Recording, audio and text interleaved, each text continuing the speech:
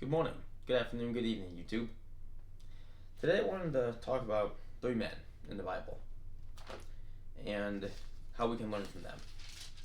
Those three men are Hananiah, Mishael, and Azariah, more commonly known as Shadrach, Meshach, and Abednego. I'm sure many of you, or I hope at least some of you, know their story, but to those who don't, I'll give a quick recounting of it. There was a king, Nebuchadnezzar, who Shadrach, Meshach, and Abednego were subjects under.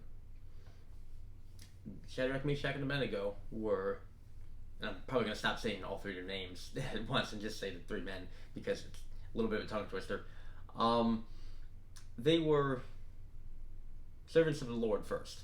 They were believers in God and subjects to the king second.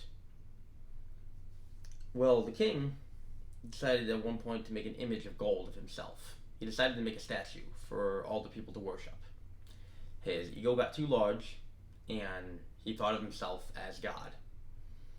And he commanded all of his subjects to, when the bells ring, when the music starts playing, everyone must bow down before his image and worship him. When you hear the music, you better bow down. And it's punishable by death if you do not. Well, Shadrach, Meshach, and Abednego, as I said, were servants to the Lord first.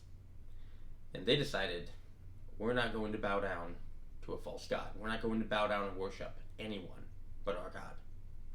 Needless to say, Nebi didn't like that very much.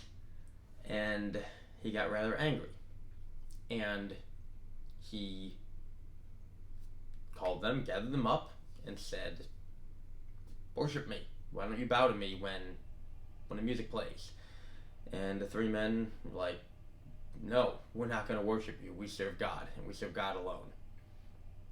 And that upset him. So he decided to take their furnace and throw them in. The normal human, normal self-preserving instinct would have been thinking, okay, for Shadrach, Meshach, and Abednego, they can worship God, but what's bowing to a king once in a while? When the music plays, why can't I just bow down and preserve my life? He said I'm going to be thrown into a furnace and killed if I don't. So why not do that? And in doing that, I will be alive to preach the name of God another day. I'll be alive to spread the message of God to other people. But if I die now, I'll never be able to tell them. So, the normal human instinct would think, let me just preserve myself. Let me just survive. Let me do this thing that's not harming anybody. I'm just bowing down to a false god that I recognize as false, and I'm worshiping him, which I realize does nothing. Why don't I just do that and survive? Because God says no. Because God says you worship no one else. And the three men had enough faith to say, okay, no one means no one, regardless of the punishment. If I die, I die. The message of God will be spread through somebody else. So they were thrown in. Well, people looking at them all of a sudden realize, they're still standing in the fire. And not only are those three standing, there's a fourth. There's 4 people now standing in this raging furnace that should have incinerated anything that touched it. It killed the guards that threw them in. They had it so hot. And the king was just flabbergasted that how are there 4 men in here? And he's accounted as saying that the one looks like a god. The one man standing looks like God. Well, he calls to them, and he's like, Shadrach, Meshach, Abednego, come out of the fire, because he sees they're still alive. And they come out of the fire completely unharmed. Not a single thread of their garments was burned. They don't even smell smoke. They were completely unharmed. The Lord kept them safe. Not because he needed them, but because he had mercy on them.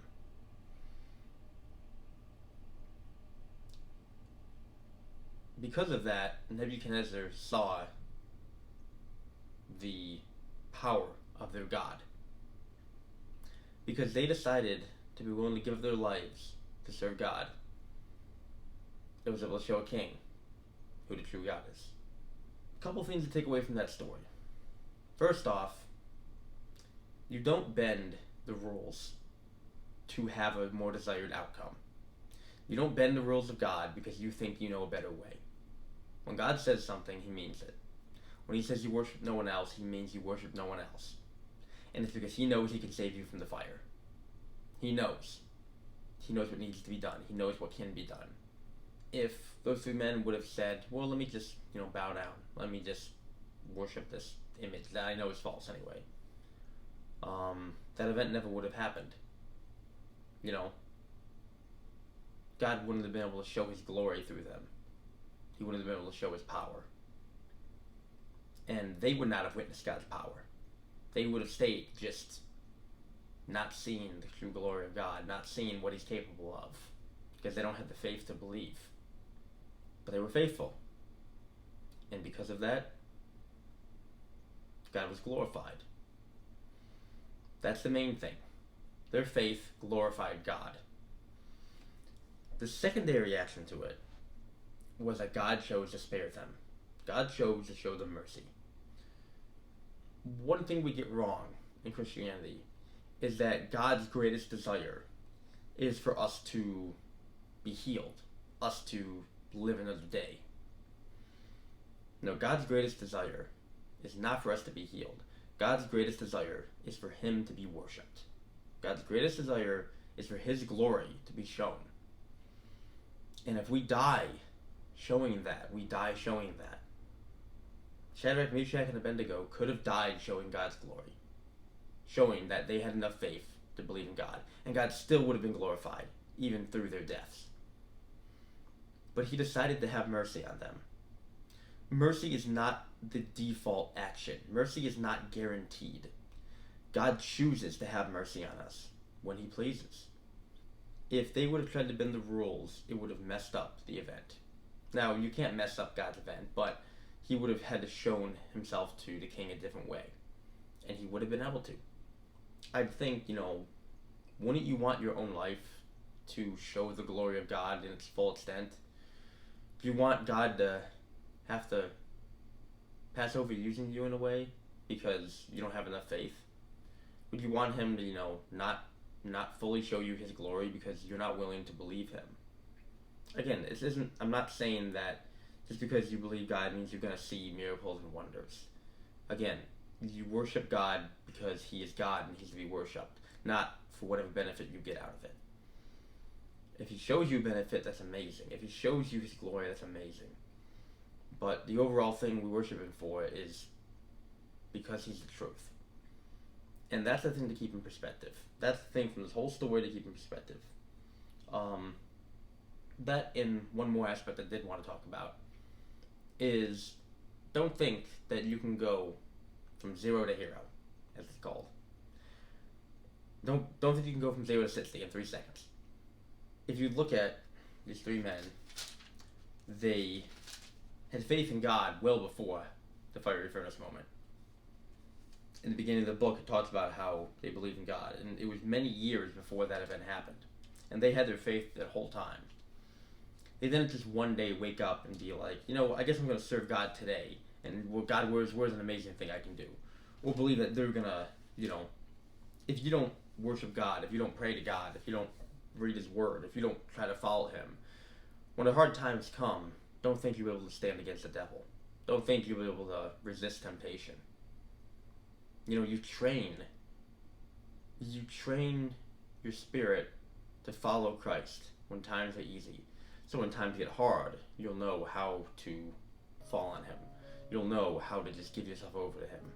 You'll know what his word says. You'll know what the truth of God is because you've spent your time wisely pursuing him. And you never know when that trial is going to come.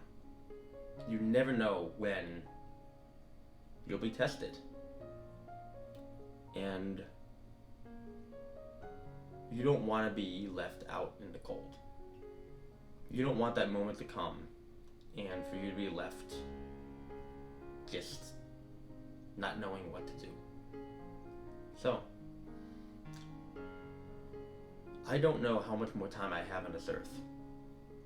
It could be a day, it could be a month, it could be 70 years. You don't know how much more time you have on this earth either. Because I don't know how much more time I have, I am pursuing God. Not tomorrow, not next week, not on Sunday, but right now. And you should too. Don't put it off till tomorrow. Don't say I'll read my Bible this weekend on my vacation. Don't say I'll wait till nighttime to pray. Wherever you are right now, pray to God. Stop the video. You don't even need to finish it. There's going to be nothing more worthwhile in the end of the video. Just stop it and pray to God if you need to right now. If there's something you need to ask forgiveness on, if there's someone you need to pray for, do it now. Don't wait until the nighttime when you do your prayers, or the morning, or at church. Pursue Him right now, because you don't know how much time you have left. You have no idea how much time you have left. So, don't wait. Don't wait. Don't wait. And to all the believers in Christ that are watching this, keep the faith. Don't fall back. You never know when your trials are going to come. Don't get lax. Don't become soft. You never know when the hard times are going to hit. So keep the faith. And Lord willing, I'll see you all later.